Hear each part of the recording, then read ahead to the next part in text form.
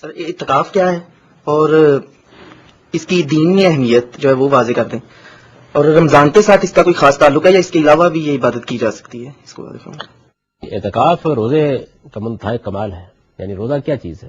آپ کھانے پینے پر پابندی لگاتے ہیں، آپ ازدواجی تعلقات پر پابندی لگاتے ہیں، یہ پابندی اس حد تک کری جاتی ہے کہ آپ اپنے گھر سے اٹھ کے مسجد میں چلے جاتے ہیں، دنیا کی تمام سرگرمیاں بھی اپنے لیے ممنوع قرار دے لیتے ہیں، اور ازدواجی تعلقات رات میں بھی اپنے لیے حرام قرار دے لیتے ہیں۔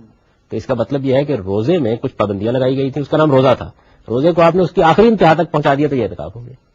تو اعتکاف اصل میں روزے ہی کی آخری صورت ہے، اور میرے نزدیک روزے اور اعتکاف دونوں کی حیثیت لازم و ملزوم کی ہے۔ روزہ ہر حال میں رکھا جائے گا، روزہ رکھیں گے اور پھر روزے کو اس کمال تک اعتکاف کر کے پہنچائیں گے۔ یہ نہیں ہو سکتا کہ آپ روزے کے بغیر اعتکاف کریں اور مسجد میں کریں گے، کیونکہ قرآن مجید نے بھی یہ بات بیان کی ہے، وَأَنْتُمْ عَاكِفُونَ فِي الْمَسَاجِدِ، یہ اپنے گھر کو چھوڑ کر مسجد میں منتقل ہو جانے کا نام ہی اعتکاف ہے۔ پھر آپ کسی ضرورت کے بغیر، کسی عذر کے بغیر مسجد سے نہیں نکلتے۔ تو رمضان میں اسی وجہ سے عام طور پر اعتکاف کیا جاتا ہے، لیکن اگر آپ رمضان کے علاوہ اعتکاف کرنا چاہیں تب بھی روزہ رکھیں گے۔